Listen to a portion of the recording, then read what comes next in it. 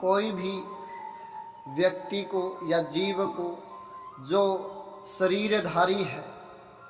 उसको कोई भी अगर विपत्ति आती है, उसको कोई दुख दर्द तकलीफ आपत्ति उसके यहाँ जब आती है, रोग दोष पीड़ा जब उसको लगती है, तो वह सब चीज़ें जो होती हैं उस मनुष्य को जो या उस शरीरधारी को लगती हैं,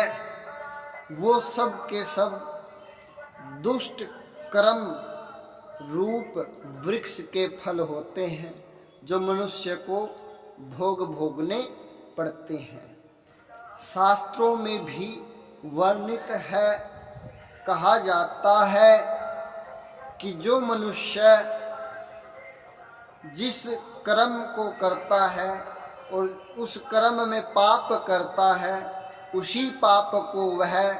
उस जन्म में या उससे अगले जन्म में उसको भोगने पड़ते हैं। चाहे उसके कोई भी रोग हो, दोष हो या शोक हो या उसे कोई भी आपत्ति हो, तो वह उसके कर्मों के अनुसार वृक्ष के रूप में उसे फल मिलते हैं उस जन्म में। शास्त्रों में कहा गया है कि रोग शोक परिताप बंधन व्यसनानि च आत्मा प्रधा वृक्षाणाम फलानयेतानि देहिनाम। जो भी मनुष्य ने, जो भी शरीरधारी है, उसने पाप किए हों और उसे रोग लगता हो,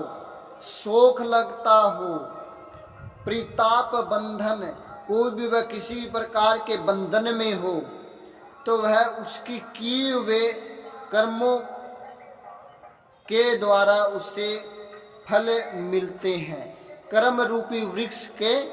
फल उन्हें उस जीवन में प्राप्त होते हैं। तो इसलिए मनुष्य को कभी भी पाप कर्म नहीं करना चाहिए। जो मनुष्य पाप कर्म करता है उसे अगले जन्म में या उसी जन्म में उस पाप के दंडों को भोगना पड़ता है। कहते हैं कि मनुष्य जब पाप करता है और उसे उस जन्म में दुख नहीं होता, तो उसका जो पुण्य है वो क्षीण हो जाता है और फिर आगे उस जीवन में वो पाप कर रहा है उसे कोई भी दंड भोगने को नहीं मिला, और ताकि वह उसकी पिछले जन्मों का फल वह इस जन्म में भोग रहा है और अब वो इस जन्म के अंदर पाप कर्म कर रहा है, तो अगले जन्म में उसे जो पाप कर्म किए थे उसका पुण्य तो उस जन्म में नष्ट क्षीण हो जाएगा, और अब जो वो इस जन्म में पाप कर रहा है उसका जो पुण्य है, जो उस पाप का जो उसको आगे जो भोगना है वो अगले जन्म में उसे भोगना पड़ेगा।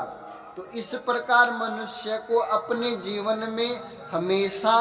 कभी कोई पाप नहीं करना चाहिए और मनुष्य को भगवान के प्रति अपना सब कुछ समर्पण कर करके भक्ति भाव और हमेशा भगवान को याद